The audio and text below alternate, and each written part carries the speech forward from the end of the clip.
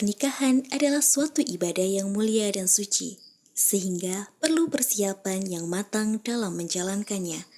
Dengan persiapan pernikahan yang matang, tentu akan mewujudkan keluarga harmonis, romantis, dan berkualitas. Namun sebaliknya, jika pernikahan tidak dipersiapkan dengan matang, maka akan terjadi hal-hal yang tidak diinginkan, seperti kekerasan dalam rumah tangga, perselingkuhan, hingga perceraian. Hal-hal tersebut dapat dihindari dengan mempersiapkan bekal ilmu pernikahan.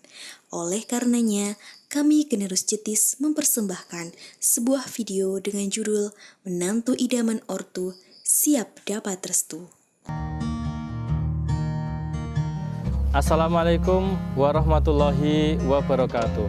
Para remaja yang dimuliakan oleh Allah, pada hari ini saya akan menyampaikan tausiah tentang menantu idaman.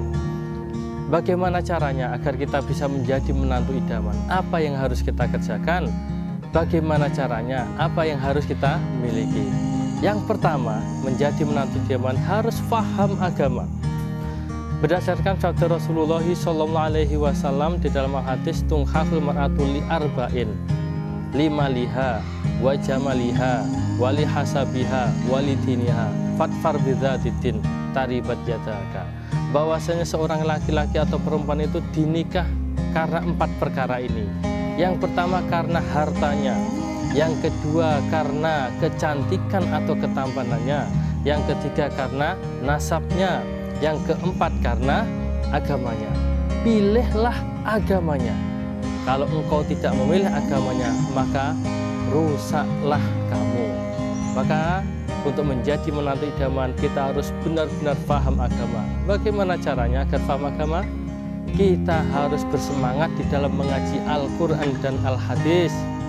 Dalam mengaji harus benar-benar kita perhatikan dengan seksama apa yang disampaikan oleh mubalik dan mubalikotnya. Kita catat dengan teliti, kemudian kita tulis semuanya, kemudian kita ngaji sampai paham. Sampai ilmu itu benar-benar menjadi ilmu hikmah.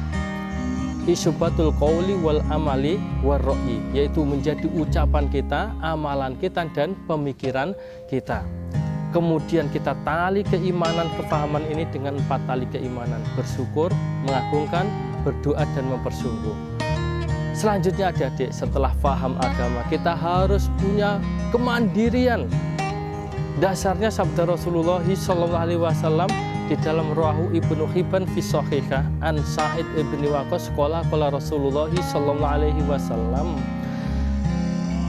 arba'un minas sa'adah al-mar'atu sholihah wal maskanul wasi wal markabul hani wal jaris sholih.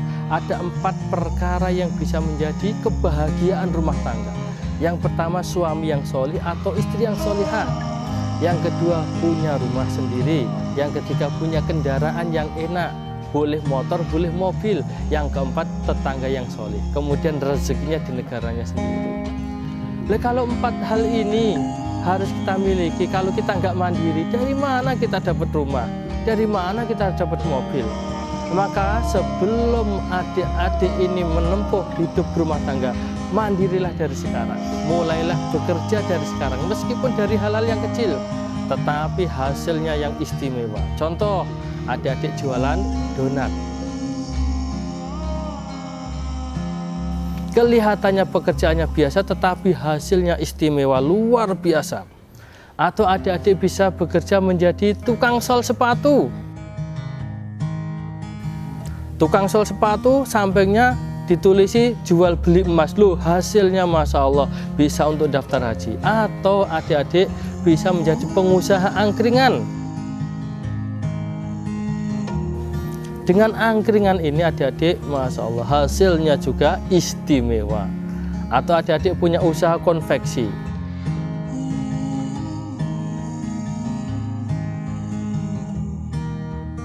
Ataupun menjadi karyawan ataupun pegawai, contohnya jadi polisi. Ataupun karyawan-karyawan yang lain. Kalau adik-adik sudah mandiri, nanti mertua akan senangnya luar biasa dan kebahagiaan rumah tangga akan didapatkan. Untuk kemandirian yang wanita, ini adik-adik, Adik-adik sebagai seorang wanita calon ibu rumah tangga agar bisa menjadi menantu idaman yang benar-benar disayang oleh mertua, harus yang pertama pinter nyuci.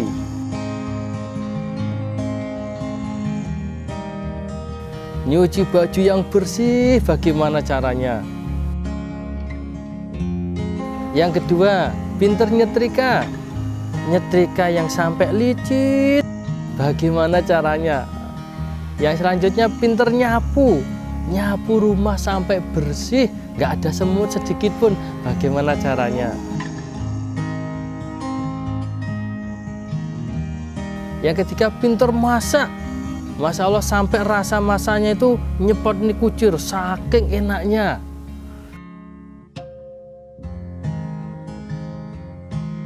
Yang selanjutnya adik-adik, kalau itu dimiliki, suami akan betah di rumah. Atau adik-adik perempuan ini juga akan membantu suaminya mencari nafkah.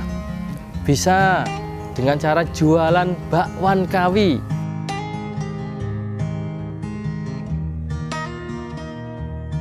Jadi juragan bakwan kawi.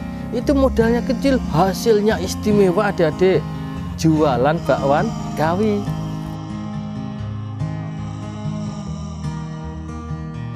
Atau adik-adik buka counter pulsa, jualan pulsa, jualan HP. Sekarang itu enak sekali tuh usahanya. Maka adik-adik yang perempuan silahkan menyiapkan kemandirian dari sekarang. Yang ketiga, untuk menjadi menantu idaman yang baik harus punya akhlakul karimah. Akhlak ini terbagi menjadi dua, akhlak kepada keluarganya sendiri, kepada istrinya. Yang kedua adalah akhlak kepada mertuanya. Akhlak kepada istrinya, adik-adik, yang pertama, ikutilah sunnah-sunnah Rasulullah SAW ketika beliau romantis dengan istrinya. Yang pertama apa yang dikerjakan oleh Rasulullah ketika Rasulullah mau berangkat ke masjid untuk sholat berjamaah.